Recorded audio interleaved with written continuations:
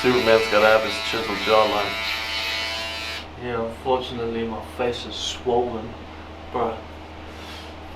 I had a blessing, and it said that the pain will go away, and thank goodness for ibuprofen, man. We found some ibuprofen and been taking that. Pain's gone, man. Blessings really do work.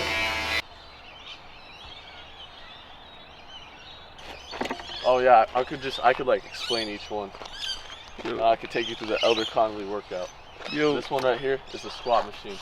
You just get underneath it here, just up, just regular squats. It's pretty decent. Over here, we got our preacher curl machine and tricep push down mixed into one. You'll get here, curl up. Oh, someone got it on max settings. Hold on, this looks bad. I gotta take it down. I'm not that strong. Wait, well, still not that strong, bro. Jeez. Oh wait, it might just be broken. We're gonna go with the fact that it's broken, not that I'm weak. Oh, he's making it look easy, repping it out. Got your abductor thing here.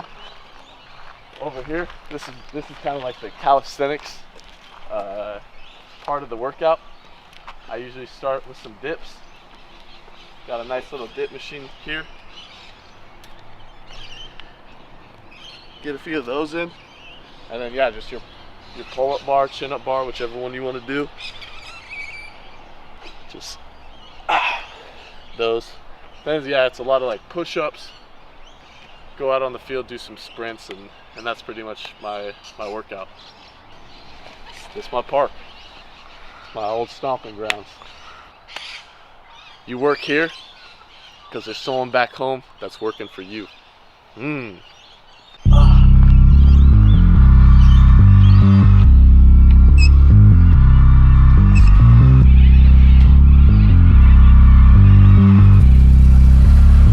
Coleman style, let's go.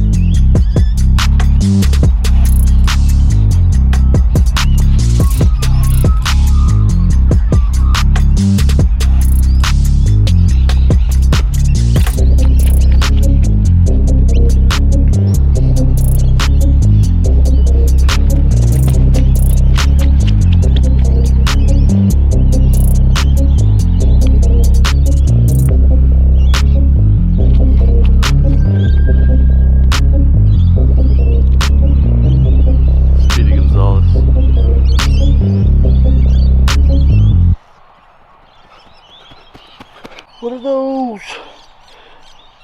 Mate, forgot to pack my sneakers. Pretty much as a new missionary, you don't have heaps of gym equipment. Like you can't go to a gym or anything like that, so it's pretty much just been 100 push-ups, sit-ups, squats.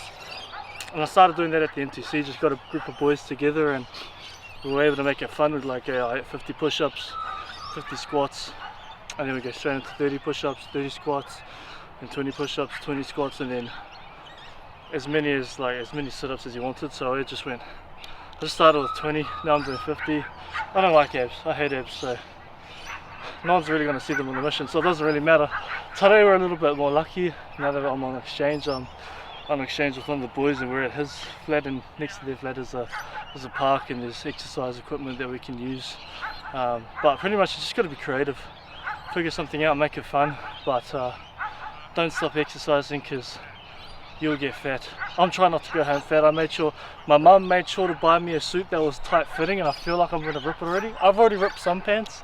NTC I put on 5 kgs. I've taken off 3 kgs since being on the mission. I'm trying to limit my eating. I don't eat breakfast, I just have lunch and dinner.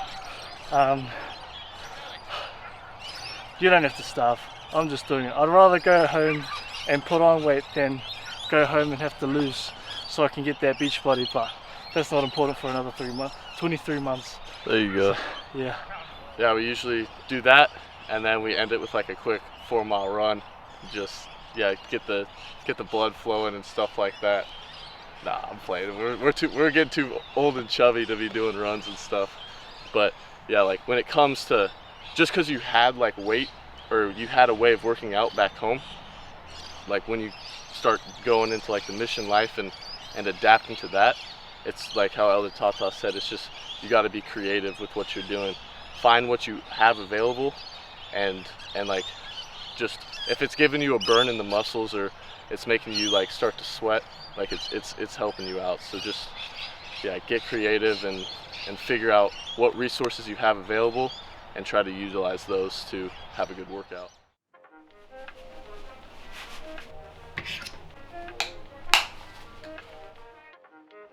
Daily plan now, and then so finding today we have English class. Sister Smith wants me to shoot her advert. Okay. Not advert, training video. Training video. So we'll show up earlier than that. We'll leave here probably around 10:15. So it'll take us about 20 minutes to get there. So that'll get us there about 30 minutes. She's got like a way that she wants to set everything up, and then straight after I need to shoot some more stuff with her, sit down with her and edit it. Okay. It's for the zone conference. Okay, cool. Alright, so this will be our day. You all good with this one? Yo.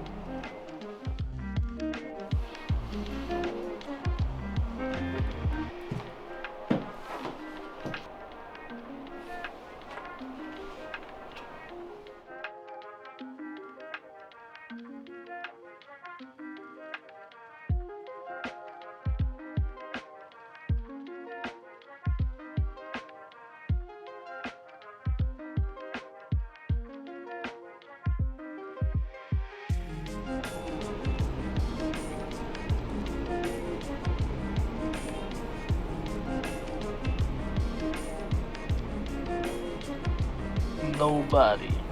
Alright, so we're here at TTP, Tea Tree Plaza. We're just at the bus stop, and normally we come down here and we'll go street contacting, where we just pretty much invite people on the street to come to church. It's a simple message, just, hey, how's it going? Do you want to come to church? If they say no, just ask them why. Ask them why, and then they'll probably be caught off guard and give you more of an in-depth reason why, and then you can kind of go off that and re-invite them, or you can switch it to invite them to sports or whatever, or it's just they'll put a hand to your face and no, get out of here. Yeah, it's all about just finding that one elect person, and we usually open with church invites, because if they come to church within the first contact, they are way more likely, I think it's 10 times more likely to be baptized. But so we lead with our purpose, and those who want to hear our message they'll actually hear us out, and those who don't, they'll tell us pretty quickly. But that's pretty much what we do. Yeah, so majority of the time we come here, it's always the same people, but hey, that doesn't stop us from coming here, and there's not many people here right now, but I reckon we can get a few contacts. Yeah. What's a good goal? This goal? TTP. Four numbers. Four phone numbers. Yep. I think we could go four phone numbers and hand out one Book of Mormon. Sweet. Done. Alright, so we've just finished up. It's, what is it, 5:15. How long were we down there for? We were down there for about 30 minutes. Yeah. 45 minutes. So we hit our goal. We got four contacts, and we gave away one Book of Mormon. How soon did we give away that Book of Mormon? Third person? It was our third person. Yeah, third person. Second person we spoke to, that was our first number. Mm-hmm. Third person got their contact and gave away a Book of Mormon. Yeah. I can't remember how many more people it took for us to get the next two contacts. And then I think the best part was when we were coming back, bro, we saw some full-on drug addicts. Pretty much told us they don't want to hear our message. And then we ended up getting into this big discussion. He was like, give me a minute and I'll tell you how to convert someone or get them to church, and this is all you need to do. Yeah, and they were super cool dudes, and we just talked about kind of how Jesus Christ is like always there for you, no matter how far down like one road you go, you can always turn back to him, and we just left them with that inspiring message. And it's guys like that, they're not really gonna come to church, but if you can help uplift their mood at all, that's kind of like it's worth the interaction. And yeah, so they were really nice and receptive, and they had a big old speaker. Yeah, big massive speaker. And then we had this other little kid that tried to come and bash me, trying to get me to say something in another language. I'm like, brother, he asked some questions. I'm like, oh mate, if you really want me to answer that question, I've got to start from the beginning. We're going to talk about the plan of salvation, and do you really want to hear it? He goes, oh, my bus is here. Okay, sweet as. Yeah, that's what's so cool about public contacting is, like, you don't know who you're gonna meet, and you don't know how any interaction is gonna go. You kind of just gotta feel, like, you just gotta be led by the Spirit to know, if I talk to this person, what's the best route? What should my invitation be? And we open it up with a church invite, but a lot of times that route can switch to being just invite to a basketball night, invite to read this verse from the Book of Mormon, invite to say a prayer. And that's really just how we talk to people. A lot of times we don't see the immediate success from it, but if one of those people go home and say a prayer, and they feel God's love, then our job's finished at the end of the day. And it's really cool to help people kind of get there, and also it's fun to have those interactions. To celebrate, we got our ice cream cone, and then also used our MSF. Thank you for the people that help support us. It's really nice to be able to treat ourselves every now and again with the extra treat. But yeah, we just got some ice cream cones.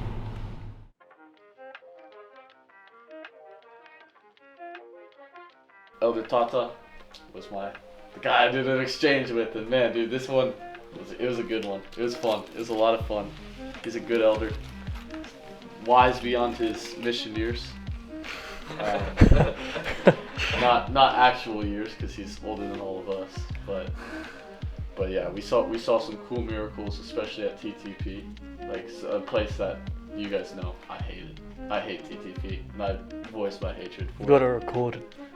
But yeah, he's a good elder, and I learned a lot from him. My invitation would be, like, when we go public contacting, like, don't be afraid to just start, like, bearing your testimony to people. Because, like, you have a story, and you can connect with people with your story. Just bear what you know to be true, and let them kind of, if they want to respect you for it, they'll know your passion, they'll feel it, they'll recognize it, and they'll want to learn more. So don't be afraid to just tell them what you know to be true.